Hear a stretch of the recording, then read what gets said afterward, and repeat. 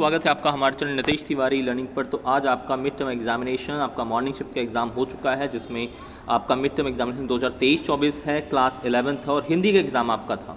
Maximum जो marks आपको या आपको टाइमिंग जो दी गई थी वो 3 आवर्स है और मैक्सिमम मार्क्स आपको 80 थे, जिसमें आपने देखा कि आपके जो डिवीज़न था आपके प्रश्न पत्र का वो 2 खंडों में था, का और खा में है। दोनों खंडों में हम बात करें तो 14 क्वेश्चंस आपके थे, हाईएस्ट सिर्फ 14 क्वेश्चंस थे, सभी को करना ज़रूरी था। खंड आ की बात करते हैं तो 40 वस्तुपरक है। वस्तुपरक का मतलब है 1 नंबर वाले क्वेश्चन जिसमें आपको नंबर मिल जाना था उसमें से कहीं ना कहीं देख करके। बी जहाँ पे आपको कुछ वर्णात्मक प्रश्न पूछे जाते हैं और कुछ उनके विकल्प आपको जानने होते हैं और कुछ समझ कर। 5वां यथासंभव सभी प्रश्नों के आपको क्रमानुसार लिखना होता है, लाइन वाइज लिखना उत्तर होता है। यहाँ पे आपका पहला देखिए, अगर आप चैनल पर नए हैं चैनल को सब्सक्राइब कर लें, बेल आइकन को दबा दें, और अगर आप चाहते हैं कि फाइनल एग्जाम की तैयारी बहुत अच्छे तरीके से मैं करवाऊँ तो चैनल को सब्सक्राइब कर लीजिए अभी से, बेल आइकन को भी दबा दीजिए। पहला, निम्नलिखित गद्यांश को ध्यानपूर्वक पढ़कर दिए गए प्रश्नों के सर्वाधिक जो उपयुक्त उत्तर है वो हमको जानने थे, तो चाहिए हम उत्तर पे ही चलते हैं सीधा। तो दोस्त पहला क्वेश्चन इसमें पूछा गया था कि भारत पर वैश्विक प्रभाव कैसा पड़ रहा है, तो मैंने पढ़ लिया है बिल्कुल। इसमें क, ख, ग और घ। का कहता है कुछ शुभ कुछ, खा कहता है कुछ अशुभ, और गा कहता है कुछ शुभ तो कुछ अशुभ या कोई नहीं। इसका राइट आंसर है कुछ शुभ और कुछ अशुभ, तो आपने अगर गा लगाया है बिल्कुल परफेक्ट रहेगा।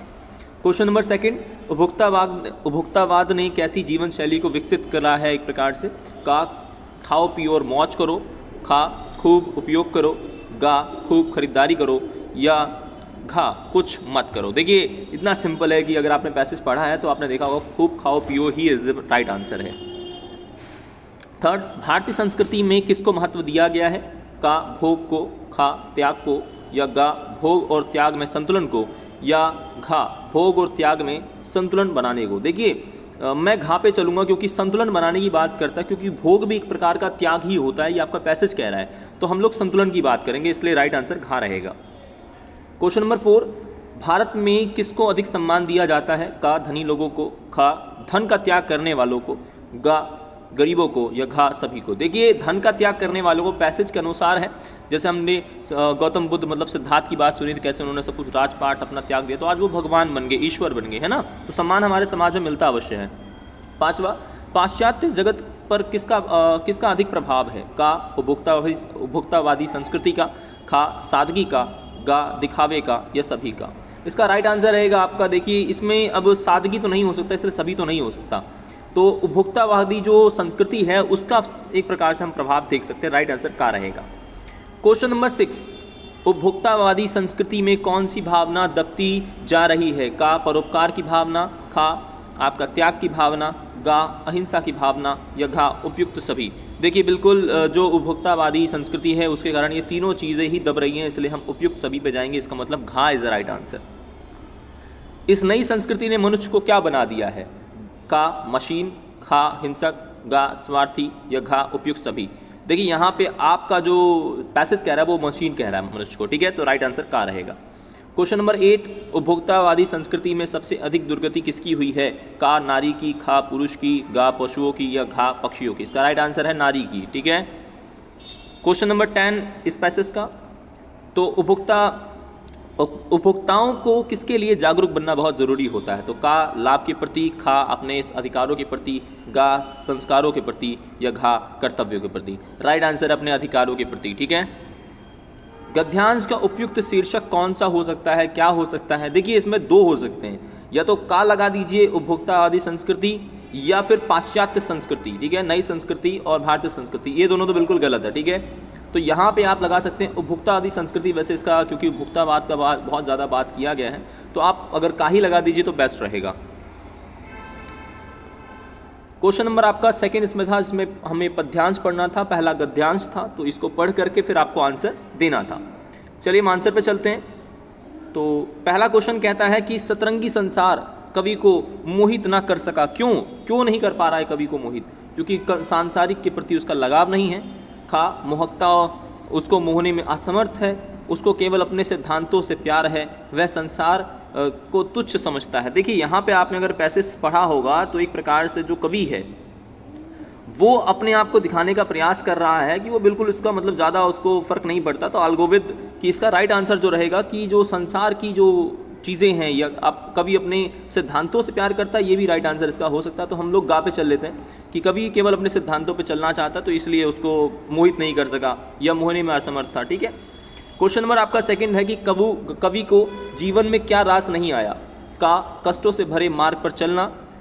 खा, दीनों दलितों का उद्धार करना। गा, जीवन के सुख में क्षणों को भोगना।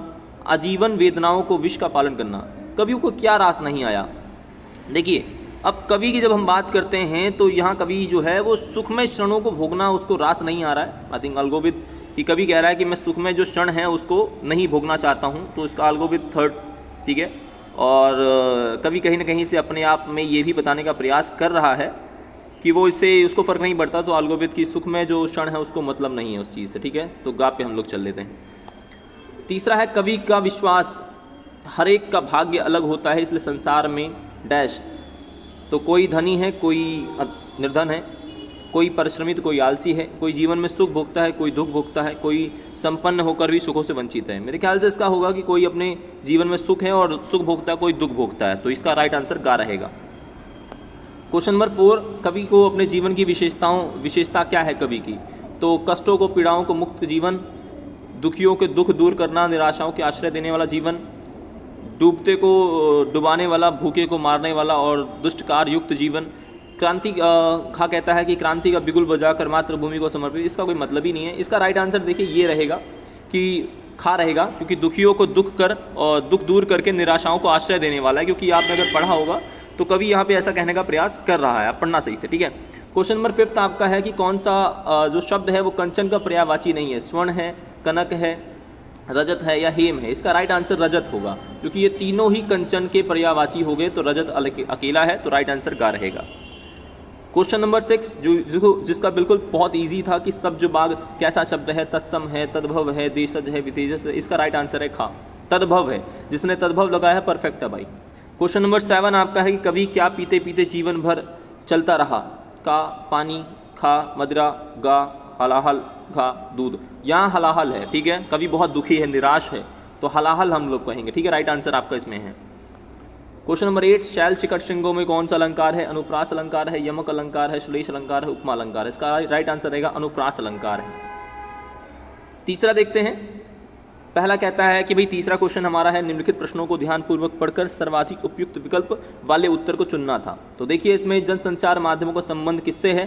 सार्वजनिक हितों से एक प्रकार से है, धार्मिक हितों से है, विदेशी हितों से है, या पारिवारिक हितों से है।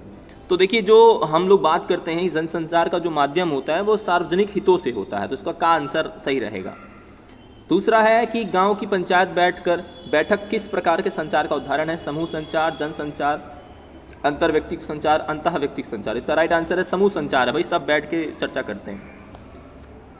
तीसरा है एनी फ्रैंक की डायरी मूलतः किस भाषा में लिखी गई थी। डच है, अंग्रेजी है, उर्दू है, या जर्मन है। उर्दू काट दो। अब ये जो मूल भाषा है वो डच थी उसकी। ठीक है, मूल भाषा डच थी और जर्मन में वो थी, तो जर्मन डच का है। बाद में जो रूपांतरण हुआ, बाद में जो ट्रांसलेशन होती है वो इंग्लिश में होती है। तो मूल भाषा यहाँ पे जो राइट आंसर आपको का लगाना था, डच ही राइट आंसर है।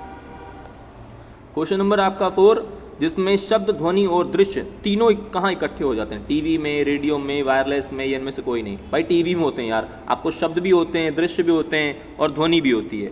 ठीक है, क्वेश्चन नंबर 5 आज़ादी से पहले पत्रकारिता का लक्ष्य क्या हुआ करता था। अंग्रेजों की गुलामी करना, प्रसिद्धि पाना, स्वाधीनता, या फिर पैसा कमाना। इसका राइट आंसर है स्वाधीनता। स्वयं का शासन उससे एक प्रकार से हम लोग करना चाह रहे थे, तो उसको लेकर गा लगा दीजिए आप। क्वेश्चन नंबर 4 है आपका कि हमें पाठ्य पुस्तक जो अंतरा है उसका भाग फर्स्ट है उसकी पुस्तक से लिया गया है।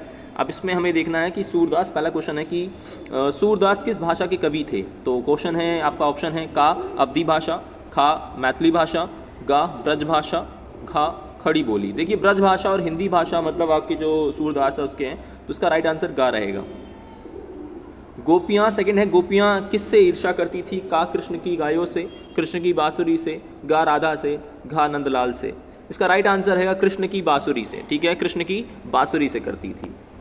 तीसरा है सुजान कनोड़े कौन है। तो का बलराम है, खा कृष्ण है, गा सुदामा श्री धामा मतलब सुदामा है, या फिर आपका राम है। यहाँ राइट आंसर कृष्ण को ही सुजान कनोड़ कहा गया है या कनोड़े कहा गया है। ठीक है, क्वेश्चन नंबर 4 आपका नर नवावती में कौन सा अलंकार है? का उपमा अलंकार है, रूपक अलंकार है, अनुप्रास अलंकार है या अतिशयोक्ति अलंकार है? इसका राइट आंसर है अनुप्रास लगाया है तो बिल्कुल सही है। 5वां गिरधर का अर्थ क्या है? पर्वत को उठाने वाला। खा कहता है गिरी नाम के राक्षस को मारने वाला।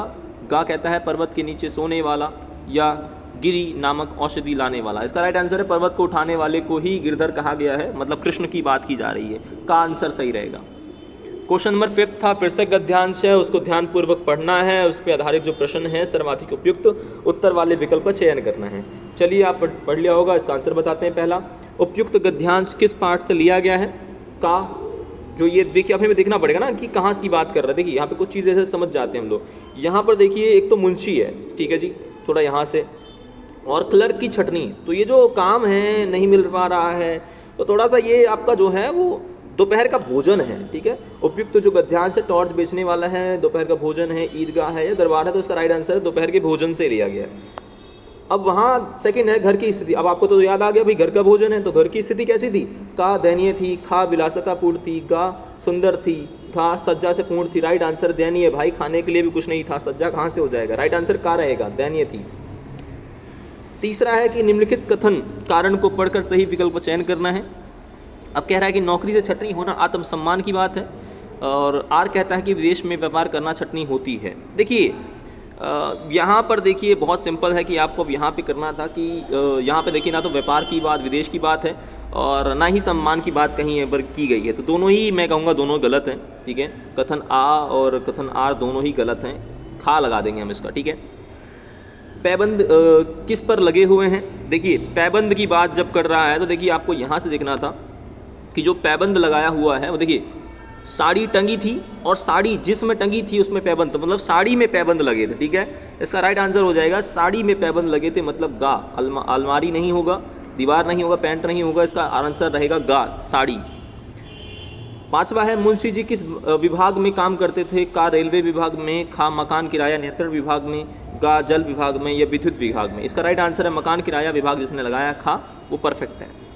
क्वेश्चन हमारा आपका 6 है जिसमें अब हमें पहचानना है किसका क्या है।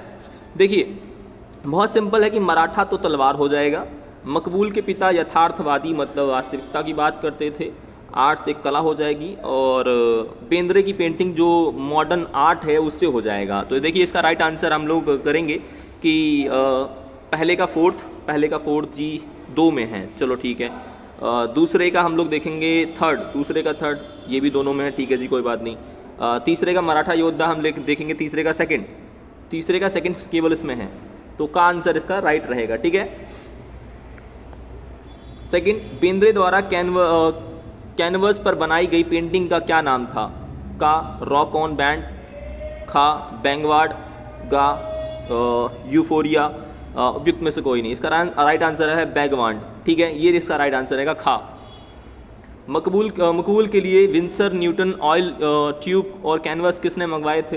का उनके पिता ने, उनके दादाजी ने, गा बेंद्रे साहब ने या घा शिक्षक ने। राइट आंसर उनके अब्बा मतलब उनके पिता ने मंगवाए थे।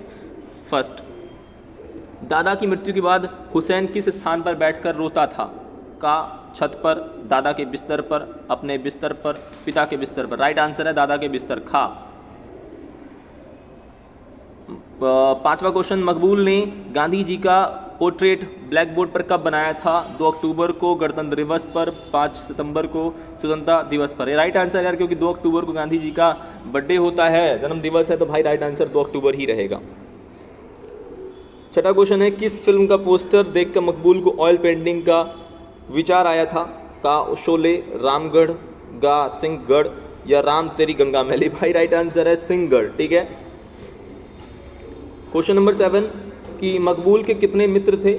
अब यहाँ पे है का 2, खा 6, गा 4, घा 5। राइट आंसर है 6 मित्र थे उनके।